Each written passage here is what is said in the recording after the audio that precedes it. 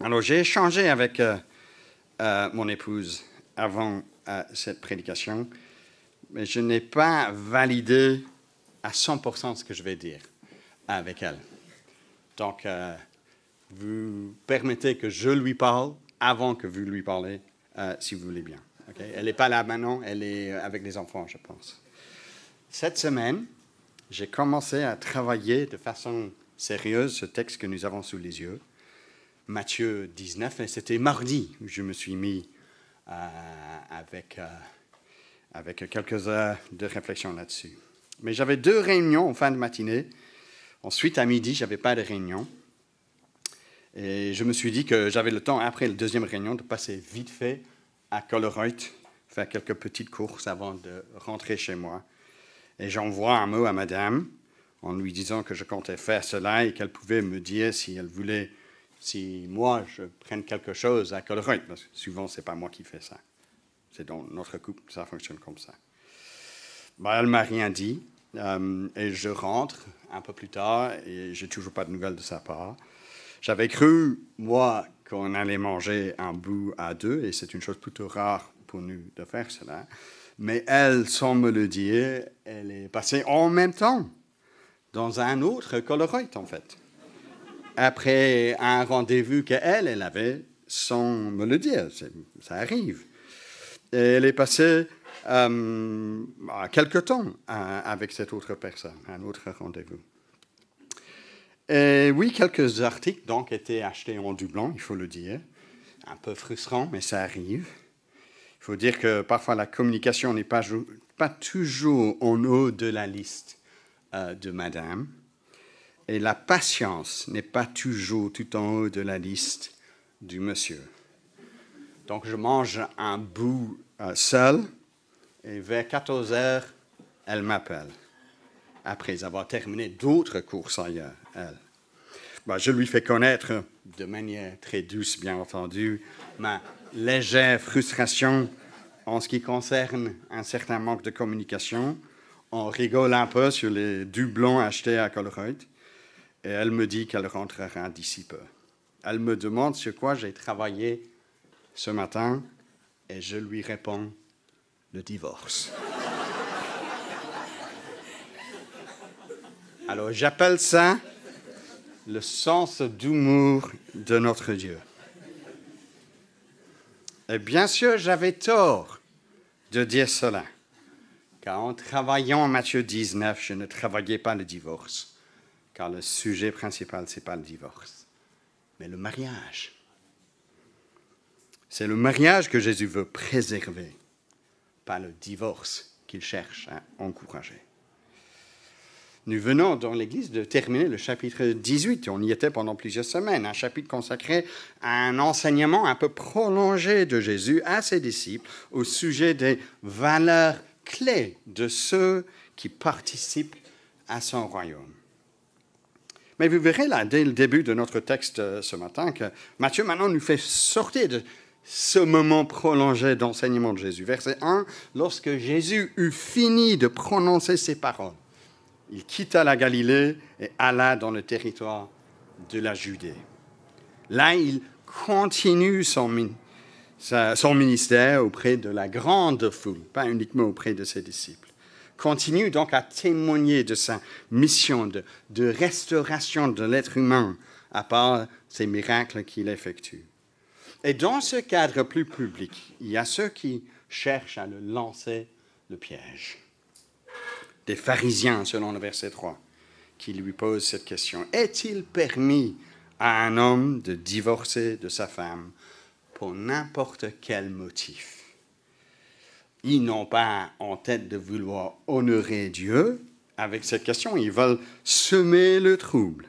Car au moment où ils posaient cette question, il y avait 2 courants dans le judaïsme, 2 écoles différentes, si vous voulez. L'une qui suivait un rabbi, qui disait que le divorce était permis pour des choses graves, et l'autre qui disait que c'était possible pour toute cause ou pour n'importe quel motif. Et il soupçonnait probablement Jésus d'être conservateur sur cette question. Il cherchait à créer des troubles pour lui par rapport à sa réponse.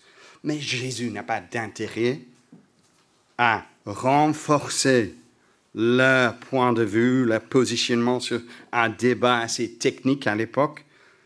Mais son intérêt, c'est d'exposer à quel point un tel débat révèle l'éloignement d'une vie consacrée à honorer notre Dieu, celui qui a instauré le mariage pour tout être humain.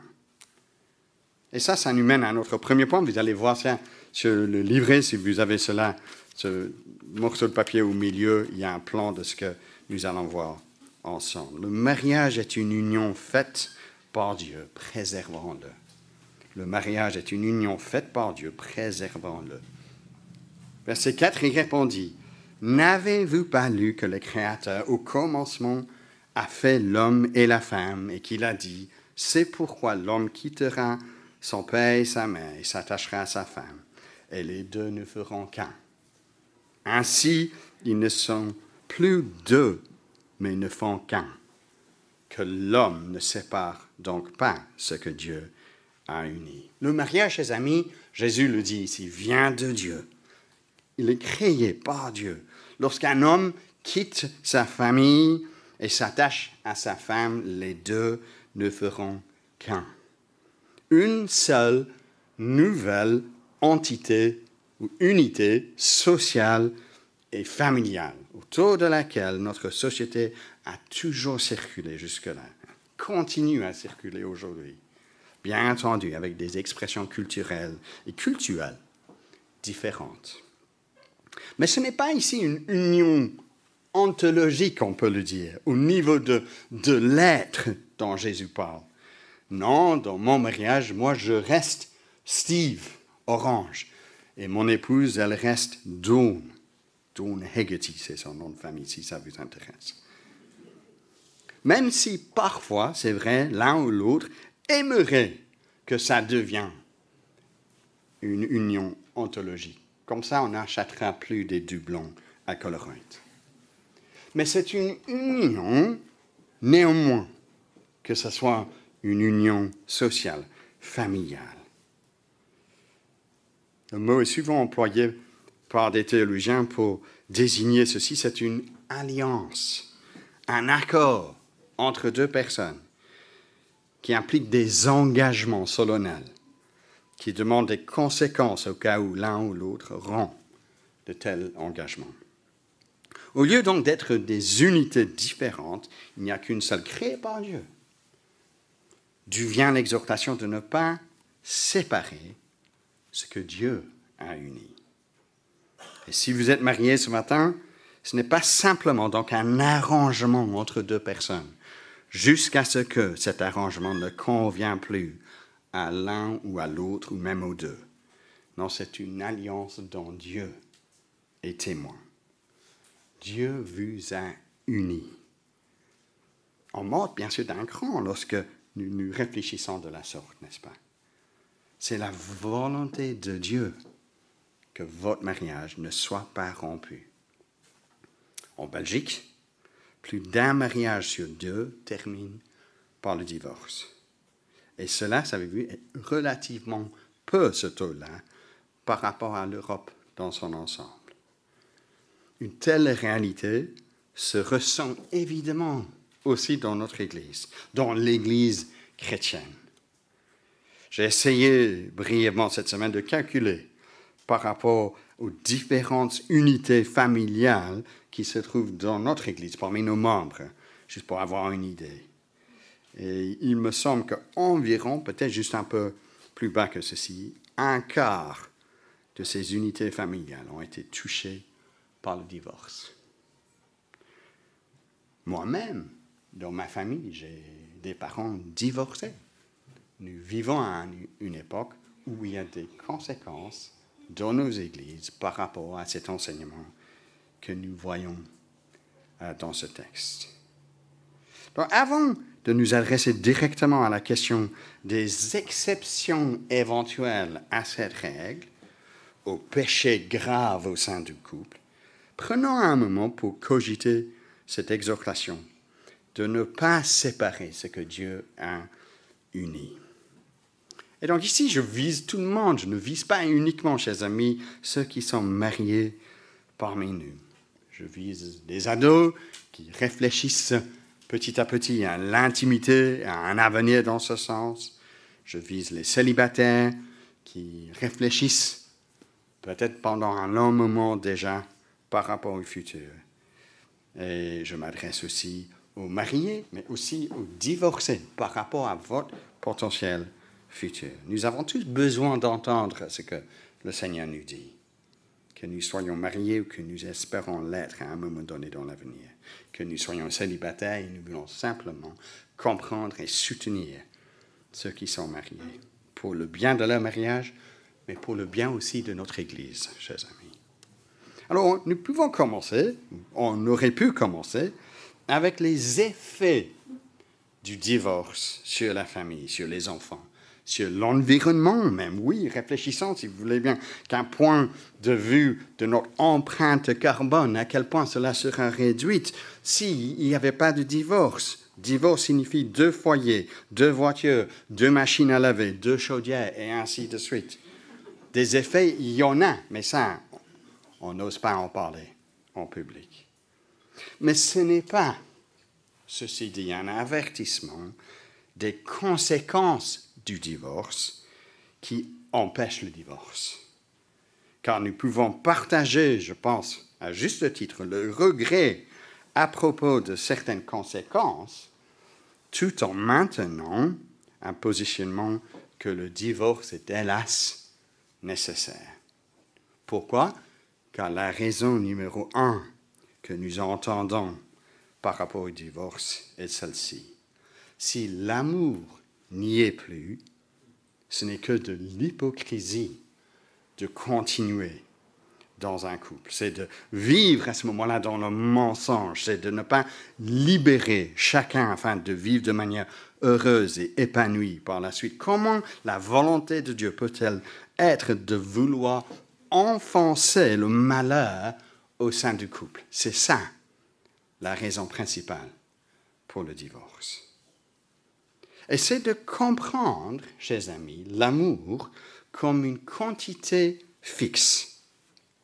Dans le comble, c'est le moment où on se marie, où il y a la cérémonie. Combien, disons-nous, ils s'aiment ce magnifique couple devant nous. Et si nous aimons un peu Disney, nous chanterons lors de la première danse des mariés quelque chose qui ressemble au roi lion, qui dit « Can you feel the love tonight ?» C'est-à-dire, ressentez-vous l'amour qu'il y a ce soir. Et selon cette façon de voir le mariage, nous pouvons rejoindre ce sentiment dans ce chant. Pas besoin de regarder trop loin, car malgré les choses peu certaines de la nuit, l'amour, c'est là où ils sont. En anglais, you needn't look too far, stealing through the night's uncertainties. Love is where they are. Bah, c'est beau à chanter cela. Mais c'est différent de vivre cela. Parce que c'est un peu comme on pense au mariage comme un plein d'essence que nous faisons à une station de service. Le jour du mariage, c'est donc le temps du réservoir plein d'amour. Ça commence bien. Et la vie du couple, le départ à la pompe à essence pour un long voyage. La question qui se pose, alors, est celle-ci. Y a-t-il assez d'amour dans le réservoir pour tenir jusqu'à ce que la mort nous sépare? Certains d'entre nous y arrivent en conduisant de manière prudente, jamais au-dessus 90 km par heure. D'autres parmi nous ne sont pas aussi chanceux. Ils consomment trop d'essence, trop tôt dans le voyage, et rencontrent des difficultés inattendues auxquelles ils doivent faire face au fil du temps. Et alors nous découvrons qu'il n'y a pas assez d'amour dans le réservoir. Mais il ne devrait pas en être ainsi pour nos mariages, chers amis.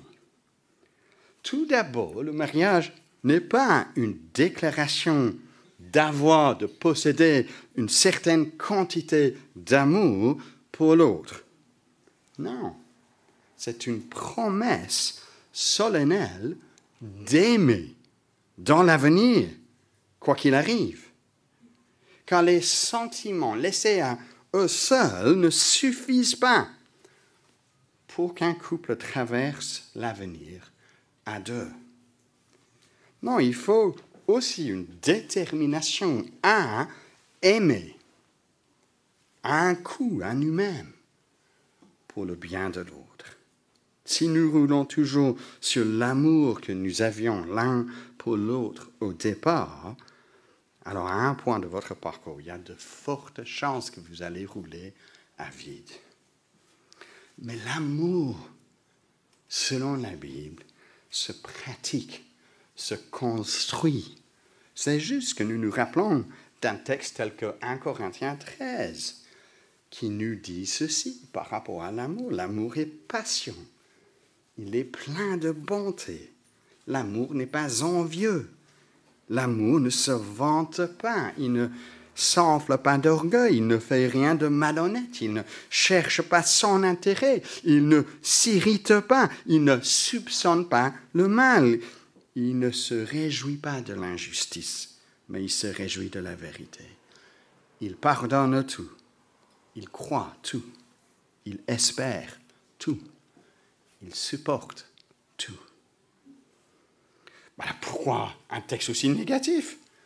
Pourquoi faut-il être patient, ne pas s'irriter, espérer, supporter? Mais j'ai envie plutôt de chanter Disney, non? Parce que c'est réaliste, chers amis. Unir deux personnes qui sont nées en Adam, c'est le cas pour chacun d'entre nous, c'est de mélanger quoi avec quoi? Du péché avec du péché. Pas de surprise que ça crée du péché. C'est ça, la réalité de l'être humain.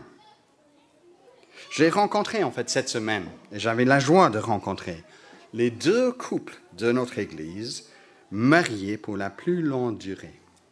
Il s'agit de Edwin et Anne. Edwin est avec nous, Anne est dans sa résidence, ne peut pas être avec nous. Mariés depuis cet été, juillet cet été, pendant 50 ans, pour 50 ans. Félicitations à Edwin et Anne, mais on ne va pas applaudir maintenant. Luc et Monique Vanas, aussi pour le moment dans un home, 50 ans l'année prochaine. Et je leur ai demandé, les deux couples, parce que je savais que j'allais prêcher ici, le secret de leur mariage, la durée de leur mariage. Tous les deux me disaient, dans les deux couples, me disaient qu'ils avaient appris à pratiquer le pardon au sein du couple. Edwin m'avait cité Éphésiens chapitre 4, verset 32. « Soyez bons et pleins de compassion les uns envers les autres. Pardonnez-vous réciproquement comme Dieu nous a pardonné en Christ. » Parce que oui, le mariage est précieux. Dieu, il est investi là-dedans. À un point que le mariage, votre mariage, pointe le doigt vers la fidélité de Dieu dont nous avons chanté déjà ce matin. La fidélité de Dieu envers sa mariée, son peuple. Il s'agit donc de cette relation qu'il y a entre Christ et son Église. Si dans le Nouveau Testament, l'homme est exhorté de se sacrifier pour le bien de sa femme, c'est parce que c'est un reflet de ce que Christ a fait pour son Église. Il a donné sa propre vie pour elle. Et si la femme, de façon volontaire et intentionnée, est appelée à se soumettre au leadership de son mari au sein du couple, c'est parce que cela témoigne de la joie de l'épouse de Christ, de l'Église, de se soumettre à son leadership bienveillant. Oui, chers amis, hélas, nous ne faisons pas ceci de manière parfaite dans nos couples. Mais cela nous pointe vers celui qui est parfait. Combien c'est beau lorsque cela est pratiqué pendant 50 ans, chers amis. Puissant, car évidemment le chrétien possède une motivation d'aimer l'autre de la sorte que le monde autour de nous ne le possède pas. Il s'agit de quoi? Le pardon que nous avons reçu en Christ. Donc il faut y travailler, nos mariages. Il faut investir du temps là-dedans. Il faut lire de temps à autre 1 Corinthiens 13 et se demander où suis-je par rapport à mon amour pour mon conjoint. Cela ne coule pas des sources. C'est pas parce que je l'ai dit, pour mon cas, il y a 26 ans, devant les autres, que ça suffit, que je n'ai pas besoin de me remettre en question par rapport à mon amour. Je dois continuer à alimenter cet amour au sein du couple. Un mot ici, il y a ceux qui ne sont pas mariés ou ceux qui visent éventuellement dans le futur le mariage. Il faut absolument, chers amis, prendre du temps pour y réfléchir. Ne pas être juste pris sur la vague de l'émotion, du désir, du sentimentalisme. Il faut comprendre qui toi tu es, tes propres motivations, ton propre cœur, et jusqu'à quel point tu vas devoir te sacrifier pour le bien de l'autre. Il faut être réaliste par rapport à ce que cela nous demande, chers amis. Se marier, ce n'est pas juste des paroles dans l'air.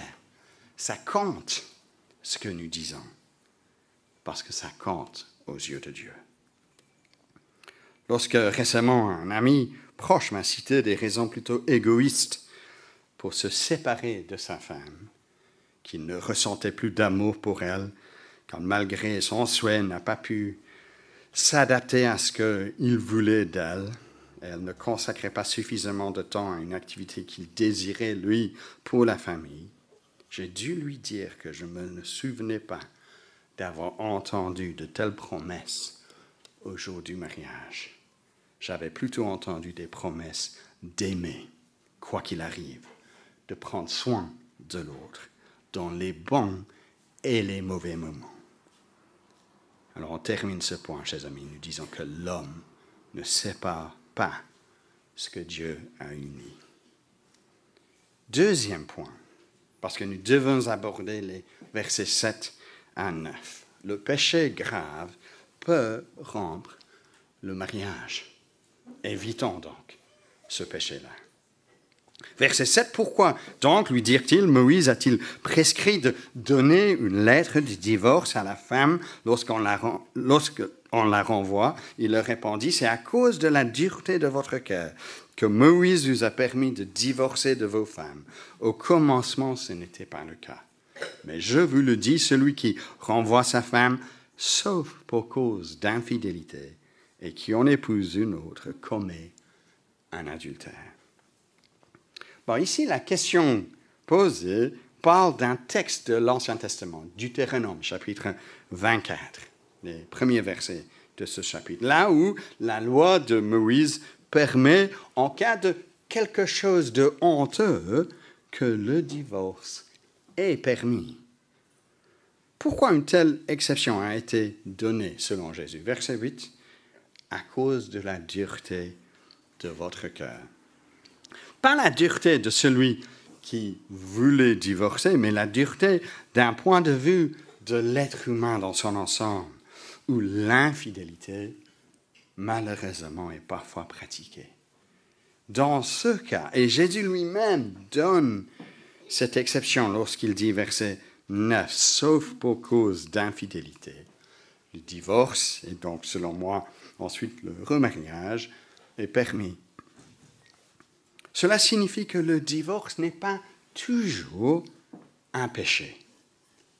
Mais c'est important à souligner ceci.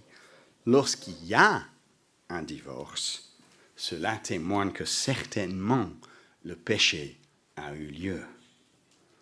Le mot traduit ici par infidélité, c'est le mot en grec pornéa. Le mot devient le terme qu'on utilise aujourd'hui pour la pornographie. Mais cela vise toute immoralité sexuelle. Viol, inceste, pédophilie, adultère et oui, même la pornographie. Dans de tels cas, le divorce, et d'après la plupart des commentateurs, le remariage pour les victimes d'une telle immoralité est permis. Jésus a déjà donné cette exception au chapitre 5 de cet évangile. Le mariage, après tout, c'est une alliance, nous avons dit. Et tristement, c'est possible de rompre une alliance. Judas, le peuple de Dieu de l'Ancien Testament, a rompu son alliance avec le Seigneur. Le Seigneur avait le droit de terminer par conséquent ce mariage entre lui et son peuple. Il a choisi de ne pas le faire pour notre bien, mais cela a été permis. Et c'est permis, le divorce, pour toute personne victime d'un tel acte. Pour diverses raisons, c'est comme ça. Car parfois la trahison ou la méchanceté est d'un ordre que la confiance est brisée. Malgré, prions pour cela, à la lumière de ce que nous avons entendu la semaine dernière, un désir, bien sûr, de vouloir pardonner. Mais le pardon ne signifie pas que d'office le mariage doit continuer.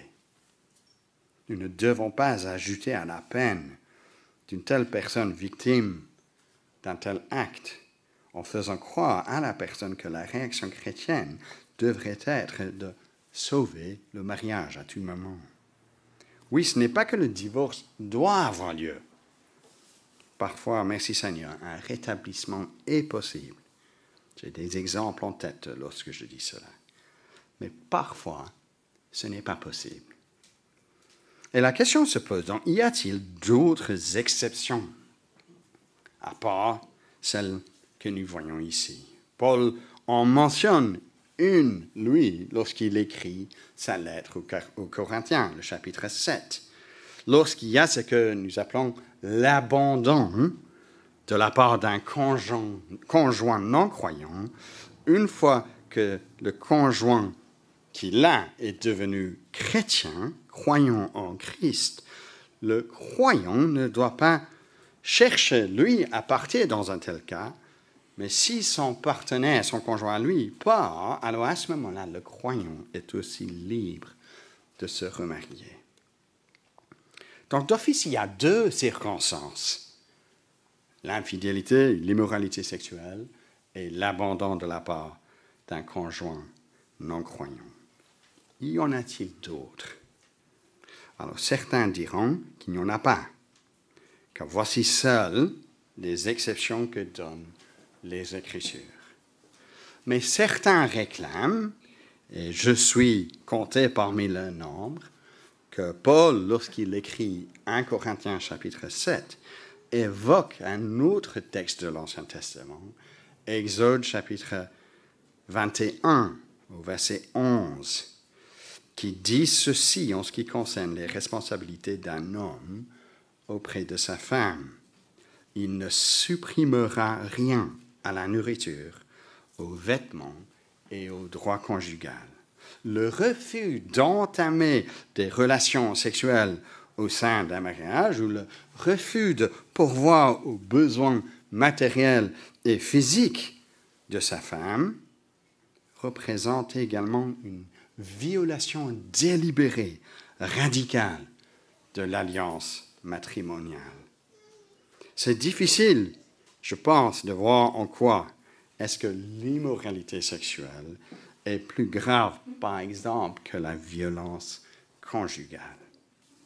Même si nous disons que l'exception que Jésus donne ici n'envisage pas d'autres exceptions, je pense que nous devons avouer que c'est une exception adressée à un homme de divorcer à sa femme et ne parle pas du cas d'une femme qui divorce son mari. Et lorsqu'il est question de violence conjugale, c'est quasi toujours un péché qu'un homme commet envers sa femme.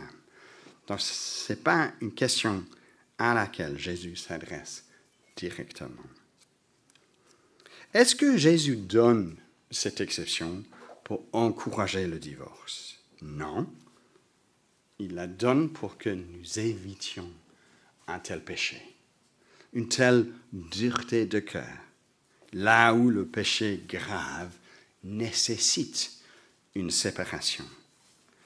C'est terriblement difficile lorsqu'une chose pareille arrive. Le divorce, on me dit, c'est souvent vécu comme lorsque nous perdons un proche par le décès. C'est une rupture qui a lieu. Cela témoigne, bien entendu, d'un échec. Et ici, pas juste sur le plan professionnel. Déjà, on a du mal lorsqu'il y a un échec sur le plan professionnel. Mais ici, c'est sur le plan personnel, ce que je suis. Et donc, il y a toujours des sentiments de culpabilité, de honte, toujours le regret, même si nous sommes innocents par rapport aux faits. Nous avons célébré, chers amis, la fidélité de Dieu ce matin. Dieu tient son peuple à refléter cette fidélité. Soyons fidèles en allant de l'avant. Le mariage est censé créer un cadre où nous pouvons nous ouvrir à quelqu'un d'autre dans l'intimité, sans peur du rejet, que je ne suis pas à la hauteur des attentes de l'autre. Pourquoi? C'est un cadre où c'est sécurisé, car le couple a prêté serment devant des témoins, devant Dieu, qu'ils vont s'aimer dans l'avenir. Et c'est beau à entendre de telles promesses. Et donc, oui, dans ce cadre, même lorsqu'il y a des erreurs, et il y en a, le pardon règne. Pour 50 ans, nous avons entendu. La persévérance règne. La patience règne. Mais commettre, si vous voulez, un péché grave, c'est de secouer le cadre que donne le mariage. Et donc, nous devons l'éviter à tout prix. Et nous devons nous soutenir les uns les autres lorsque de telles circonstances arrivent. Et elles arrivent, chers amis, même dans notre Église. Le péché grave peut rompre le mariage. Évitons-le. Et dernier point, et peut-être un point un peu plus court pour pouvoir terminer, le royaume vaut bien plus que le mariage. Le royaume vaut bien plus que le mariage. Chérissons-le. La réaction des disciples en dit long sur leur propre conception du mariage, n'est-ce pas? Ces disciples lui disent, si telle est la condition de l'homme vis-à-vis de la femme, il vaut mieux ne pas se marier. Bon, c'est trop dur, cela, Jésus. Bon, ils ont du progrès à faire en tant que disciples, n'est-ce pas? Tout comme nous avons du progrès à faire en tant que disciples. Mais cela suscite une réaction de la part de Jésus sur la dernière partie de la phrase. Il leur répondit, « Tous ne comprennent pas cette parole. » La parole qu'il vaut mieux ne pas se marier, mais seulement ceux à qui cela est donné. Ensuite, Jésus parle des eunuques, car certains, et c'est l'exception, sont nés sans des organes sexuels. D'autres, à l'époque que Jésus le disait, c'était bien le cas, le sont devenus par des hommes. Et ensuite, il mentionne une troisième catégorie. Il y en a qui se sont faits eux-mêmes eunuques à cause du royaume des cieux. Non pas de façon littérale, mais de façon figurée. Ils ont choisi de rester célibataires pour le royaume des cieux. Selon le Seigneur Jésus, c'est donc possible de choisir être célibataire pour le royaume des cieux. Ce n'est pas une obligation de faire ainsi. Jésus souligne cela en terminant le paragraphe avec « que celui qui peut comprendre, comprenne », qui sert à complémenter verset 11, mais seulement à ceux à qui cela est donné. Donc Jésus vise une catégorie de personnes qui, de façon volontaire, choisissent de vivre ainsi, car ils veulent être consacrés au Seigneur. Ce n'est pas une obligation, mais c'est une possibilité. Et c'est une possibilité que Paul lui-même, célibataire, développe lorsqu'il écrit 1 Corinthiens chapitre 7, dont je vous ai déjà parlé.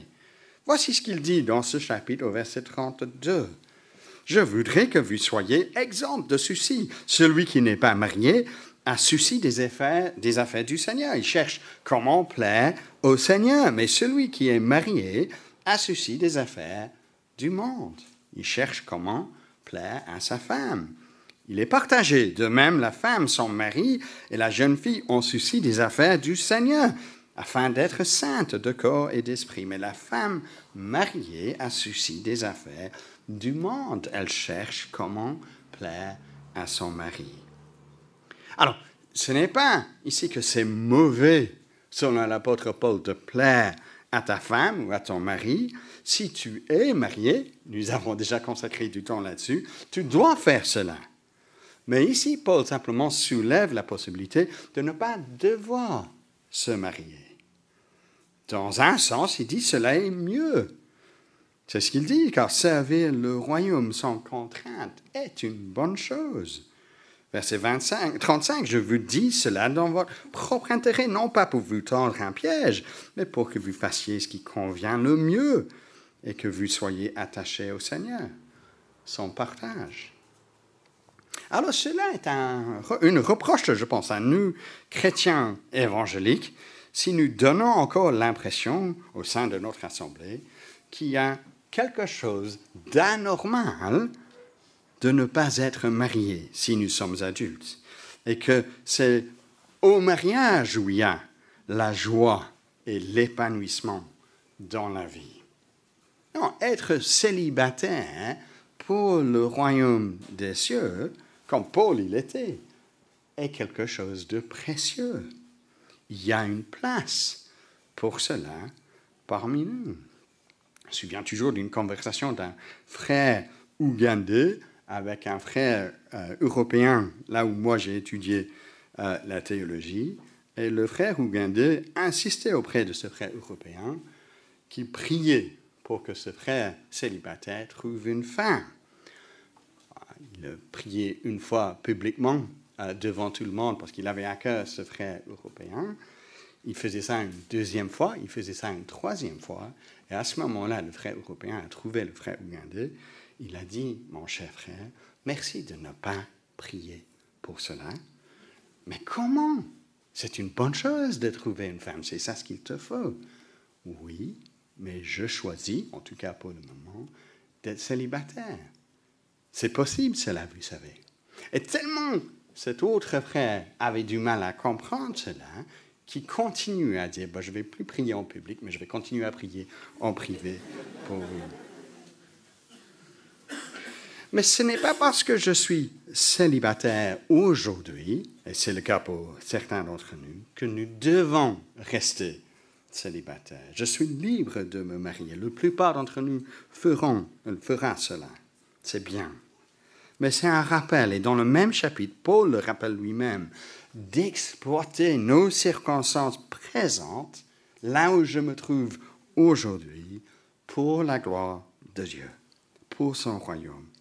Paul dira dans le même chapitre que dans un certain sens, nous devons tous nous rappeler que le temps est court et vivre pour ce qui est le plus important. C'est ça notre appel, la venue du royaume des cieux. Un tel engagement doit caractériser l'ensemble de nos activités, que nous soyons mariés ou pas, de vouloir chercher d'abord le royaume des cieux. Alors Edwin, lorsque je lui ai parlé de son mariage, avant d'évoquer le pardon comme étant la clé pour son mariage, a parlé d'un mariage qui avait comme objectif de servir le Seigneur ensemble, de prier régulièrement ensemble, que cela permettait qu'à deux, Edwin et Anne, de cheminer vers le même but. Au lieu de se replier sur eux-mêmes, et beaucoup aujourd'hui font cela, ils cherchent l'épanouissement de la part de l'autre, plutôt que de voir l'autre comme étant un moyen qu'à deux, en tant que nouvelle unité sociale et familiale, nous nous mettons au service de Dieu. Ils travaillaient ensemble à la réalisation d'un objectif commun. Et cela libère la pression qu'il y a parfois au sein du couple, l'égoïsme qu'il y a au sein du couple, et permet le contentement de marcher ensemble pour la gloire de Dieu. Je termine, chers amis, avec une citation que j'ai trouvée utile dans ce sens-là. Je cite, « La raison ultime de soutenir et d'entretenir un mariage, malgré ses défauts et ses défis, n'est pas seulement le bonheur humain, mais aussi la gloire divine. Un mariage centré sur l'Évangile est une métaphore vivante du Christ et de son Église. Dans un monde embourbé dans des satisfactions temporaires et des engagements superficiels, les mariages ancrés dans l'Évangile sont des phares d'espoir. Ce sont des alliances sacrées, pas seulement des contrats sociaux, et Dieu s'y investit profondément. Lorsque les couples s'approchent de Dieu, ils trouvent la force de relever les défis qui se présentent à eux, qu'il s'agisse de distance émotionnelle, du stress financier, d'imperfection. Ils découvrent la joie de l'obéissance à la parole de Dieu, la satisfaction du sacrifice partagé et la paix qui surpasse toute compréhension lorsqu'ils ancrent leur relation dans la foi. Prions ensemble.